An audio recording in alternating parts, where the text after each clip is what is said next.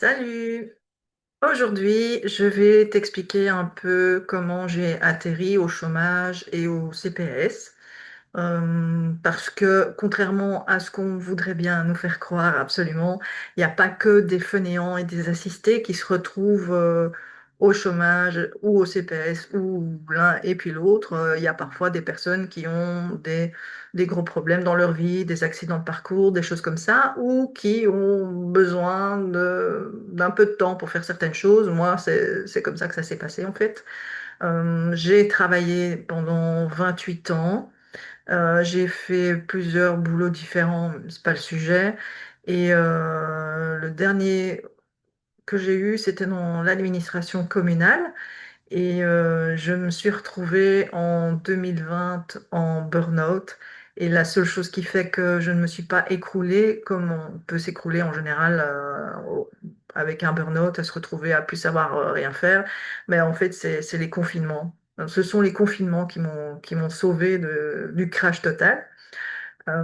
Ensuite, j'ai été licenciée pour des raisons qui me regardent.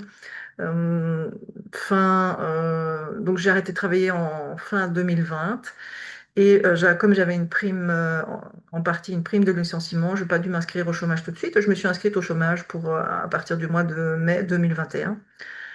C'est à peu près à ce moment-là que j'ai commencé à découvrir l'énergétique, un petit peu avant de m'inscrire au chômage. J'ai trouvé ça tout de suite super passionnant. Franchement, je m'éclate là-dedans. C'est super chouette. C'est vraiment agréable, épanouissant. Ça m'apporte plein de choses et en plus, c'est super efficace. Donc, et pour moi et pour les autres. Donc, c'est super. J'ai commencé à faire des formations. Enfin, j'ai commencé par faire des petits ateliers d'abord. Et puis, je me suis mise à faire des formations plus longues en 2022. Donc, fin 2022.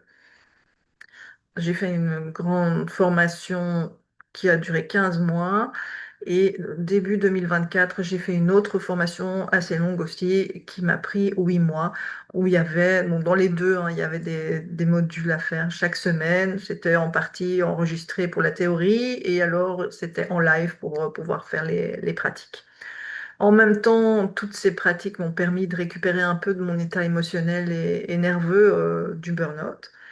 En parallèle de ça, j'ai commencé à me